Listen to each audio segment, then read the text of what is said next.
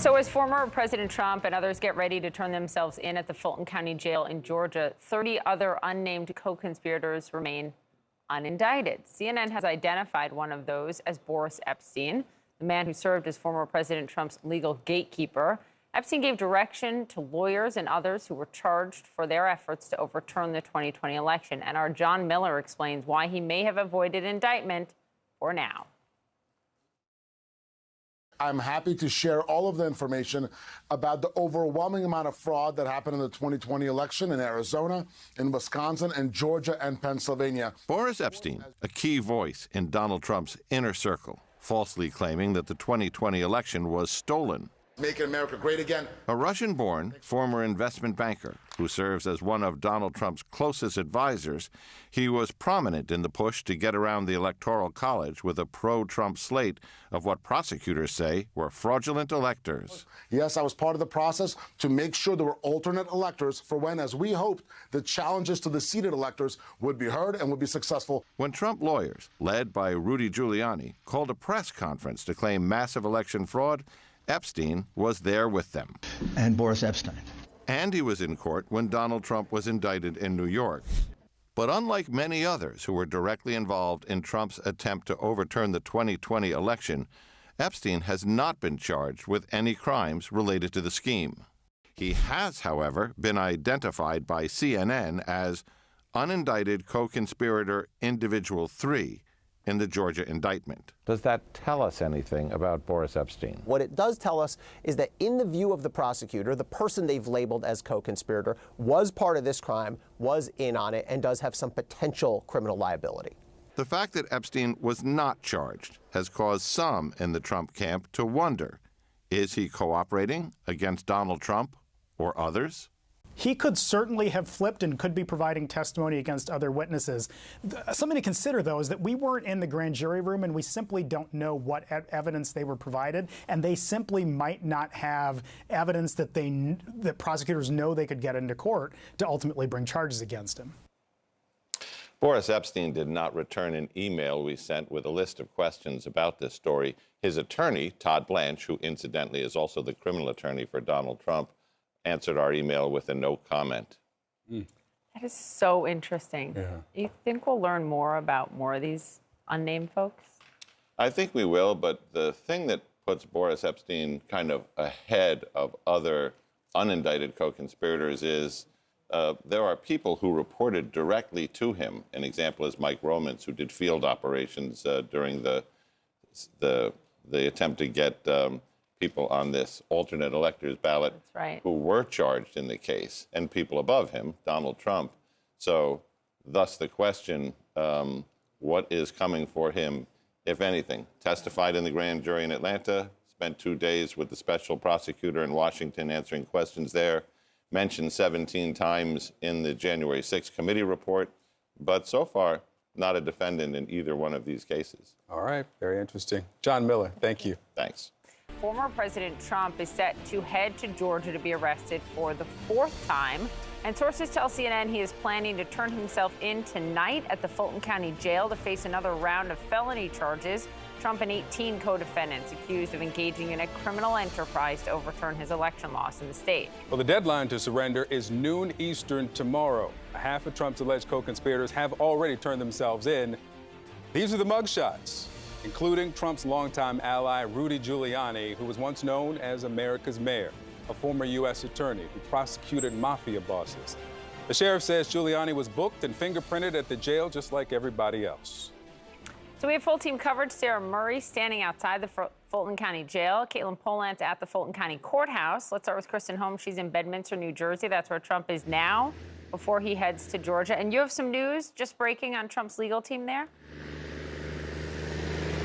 That's right, Poppy. Trump, right ahead of this surrender, is replacing his top Georgia lawyer. Drew Findling had been handling most of Trump's legal activity in the state of Georgia. Now they have brought on a new Atlanta-based criminal defense attorney named Stephen Sadow. Now, we did have a statement from Sadow saying, "I've been retained to represent President Trump in the Fulton County, Georgia case. The president should never have been indicted. He is innocent of all the charges brought against him." Then Sadow continues in saying, "We look forward to the case being dismissed or if necessary, an unbiased, open-minded jury finding the president not guilty. This is a last-minute switch up here of his Georgia legal team just hours before he is set to go to that jail to surrender, to be processed. And it really goes to show that they are trying to take this seriously. We know that this is something that Donald Trump has been fixated on, this case in particular, these charges in particular, him talking about this publicly and privately. Now, I spoke to a number of Trump sources who said that this was not about Finley's behavior in any way. It was not about his performance. They also noted that Sadow is the best criminal defense attorney in Atlanta. But of course, this is still a breaking story, and we are trying to get all the details here of how this came to be. Well, thank you for the breaking news. Bring us more when you have it. Kristen Holmes. Joining us now, Sarah Murray outside the Fulton County Jail and Caitlin Polance outside the Fulton County Courthouse. Sarah, we'll start with you. Historic day, another one. What are you seeing outside the jail? It is a historic day, and you know, this is going to be the first time that Donald Trump actually has to turn himself into a jail. In the past, we've seen him processed in these courthouse facilities. This is going to be different. We've already seen a couple of Trump supporters out here with flags this morning.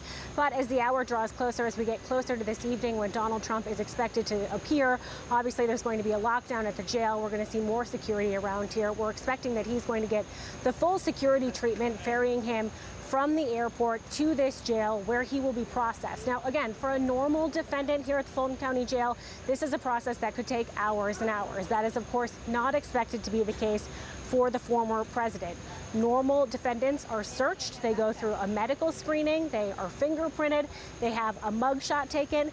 It's not clear that Donald Trump is going to have to go through all of those steps. You know, there are other high-profile defendants, for instance, who don't get searched. And even though the sheriff here has said all of the defendants in this case are going to be treated the same, they're going to get a mugshot, they're going to be fingerprinted, Trump has not had a mugshot in any of his 3 previous arrests. So we're, of course, waiting to see if that's actually how this plays out here today, guys. All right, Caitlin, over at the courthouse, let's not forget that there are 18 co-defendants there in Georgia. What do we know about the others who've surrendered and who's still out there? A lot of people. We are still waiting to see more of these defendants. There are a lot of people in this case. About half of them have turned themselves into the jail by this point to be arrested, to be processed, to have those mugshots taken. The 3 yesterday that were quite notable and recognizable to many in the American public because they had been out there sowing disinformation on behalf of the former president. That would be Rudy Giuliani, Sidney Powell, and Jenna Ellis, all lawyers who were working for Trump after the election. They now have their mugshots taken. They have been arrested. They have been fingerprinted.